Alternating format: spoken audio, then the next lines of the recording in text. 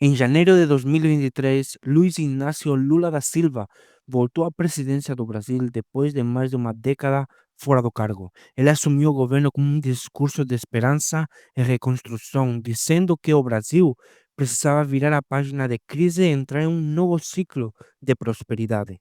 As palavras eram fortes e as promessas ainda maiores. Lula prometeu erradicar a fome, devolver dignidade ao trabalhador, recolocar a economia nos trilhos e transformar o Brasil em um protagonista respeitado no cenário internacional. Naquele momento, milhões de brasileiros acreditaram que agora as coisas seriam diferentes. Mas, passados quase 2 anos, será que essas promessas sairão do papel ou será que ficaram apenas no discurso, como a maioria das vezes?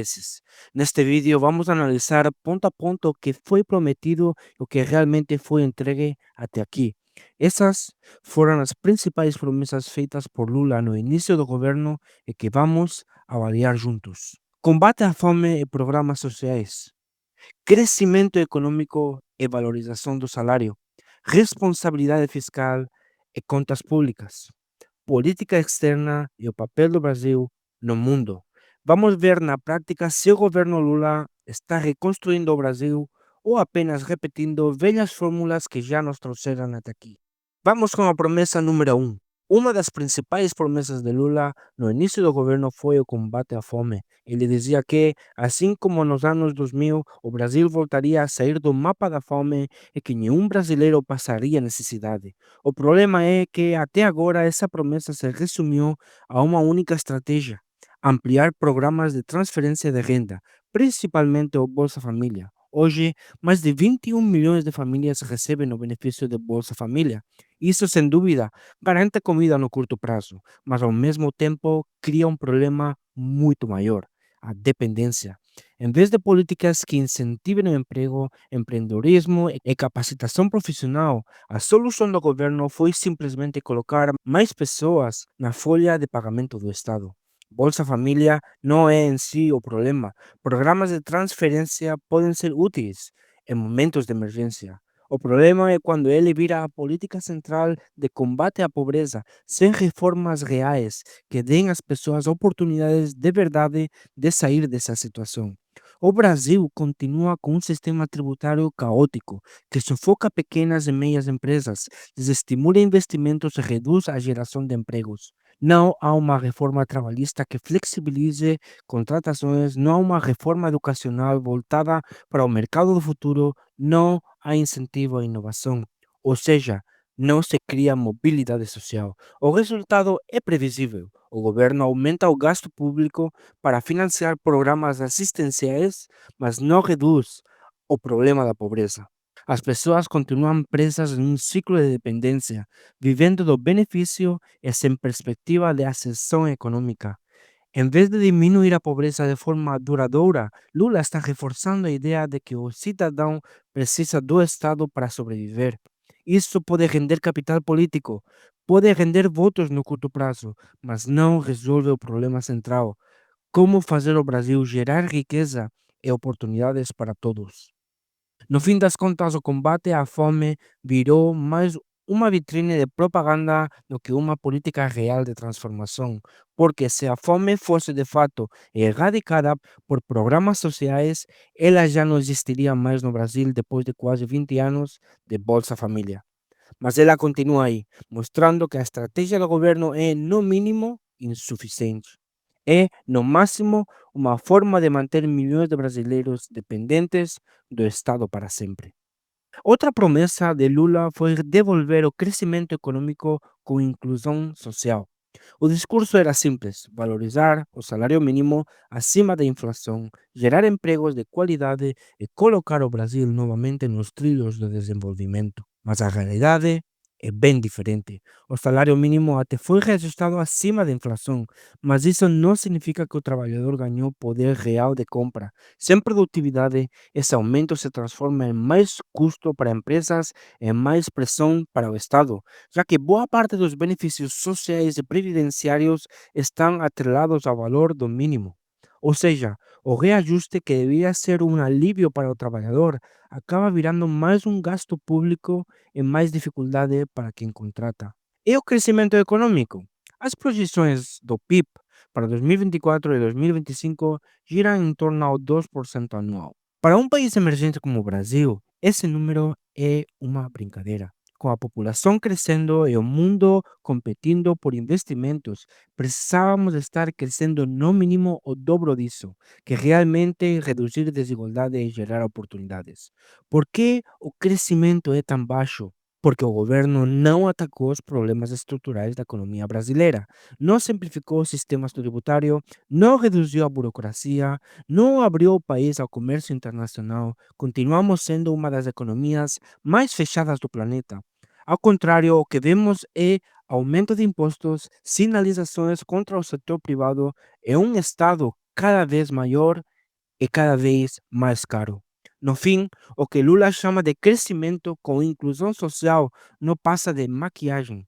Sim, existe distribuição, mas é distribuição de recursos escassos sem geração de riqueza nova. É como cortar um bolo cada vez menor em pedaços mais finos, ao invés de realmente aumentar o tamanho do bolo.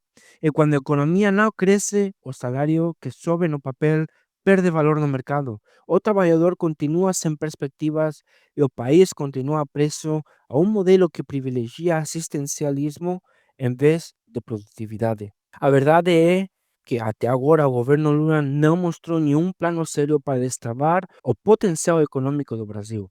E sem reformas profundas, sem abrir espaço para o setor privado, o discurso de crescimento e valorização do salário fica só na promessa. Outro ponto é que durante a campanha e na posse, Lula prometeu responsabilidade fiscal. Disse que iria limpar as contas públicas e dar mais espaço para investimentos sociais, sem colocar em risco a estabilidade econômica. O teto de gastos, na narrativa dele, era uma camisa de força que impedia o Brasil crescer. A solução apresentada foi o chamado arcabouço fiscal. Mas o que aconteceu na prática? O arcabouço substituiu o teto por uma regra mais flexível, cheia de brechas que permitem aumentar os gastos mesmo sem aumentar a arrecadação. Ou seja, na teoria parecia moderno, mas na prática virou um cheque em branco para o governo gastar mais, como sempre. E o resultado está aí. O déficit público continua enorme. O governo não corta despesas, apenas aumenta impostos para tentar fechar as contas. E a dívida pública já ultrapassou 6 trilhões de reais, mais do 70% de tudo o que o Brasil produz em um ano. Só para pagar os juros dessa dívida, o governo gasta mais do que investe em áreas essenciais como saúde e educação. É como uma família endividada que já não consegue pagar as contas do mês porque o cartão de crédito virou uma bola de neve. Enquanto isso, o país continua com uma das maiores taxas de juros reais do mundo. E por que os juros são tão altos? Porque os investidores não confiam no compromisso do governo com as contas públicas. Quanto mais o Estado gasta e se endivida, mais o Banco Central precisa manter os juros elevados para conter a inflação e atrair capital. E no fim, quem paga essa conta não é Lula, não é o governo, é o cidadão comum, que não consegue crédito barato para financiar uma casa, abrir um negócio ou até parcelar compras simples do dia a dia. Lula prometeu responsabilidade fiscal, mas até agora o que vemos é irresponsabilidade disfarçada de política social. Em vez de reduzir gastos e tornar o Estado mais eficiente, o governo escolheu o caminho fácil: gastar mais hoje e empurrar a fatura para as próximas gerações. A dívida cresce, os juros permanecem altos e o Brasil continua preso em um ciclo de estagnação. É o oposto do que foi prometido. Não temos responsabilidade fiscal, não temos as contas limpas. Temos apenas um governo que não consegue dizer não ao gasto público e que sacrifica o futuro do país em troca de popularidade no presente. Outra promessa forte de Lula foi recolocar o Brasil no mapa do mundo. Ele dizia que o país voltaria a ser respeitado internacionalmente, com uma política externa ativa e de prestígio, que traria protagonismo e mostraria o Brasil como defensor da democracia e dos direitos humanos.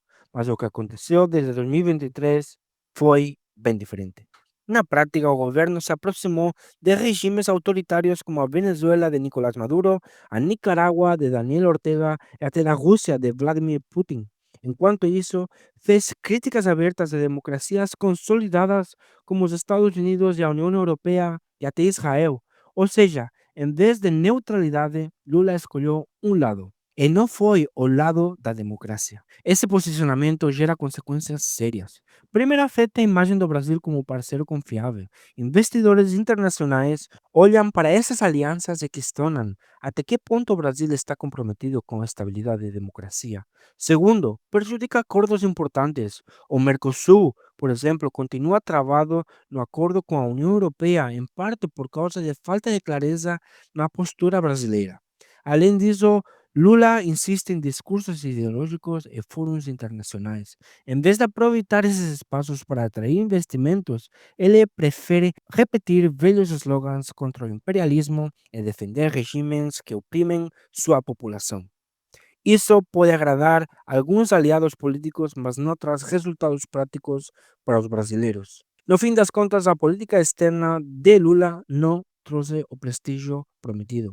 Trouxe mais desconfiança, afastamento de parceiros estratégicos e uma imagem de país que escolhe o populismo internacional em vez do pragmatismo. O Brasil podia ser um mediador global, uma ponte entre diferentes blocos, mas por escolhas ideológicas se coloca cada vez mais como figurante ao lado de regimes autoritários. Prometeran protagonismo, entregaran isolamento selectivo. Prometeran democracia, entregaran proximidade com ditaduras. E quem paga o preço disso?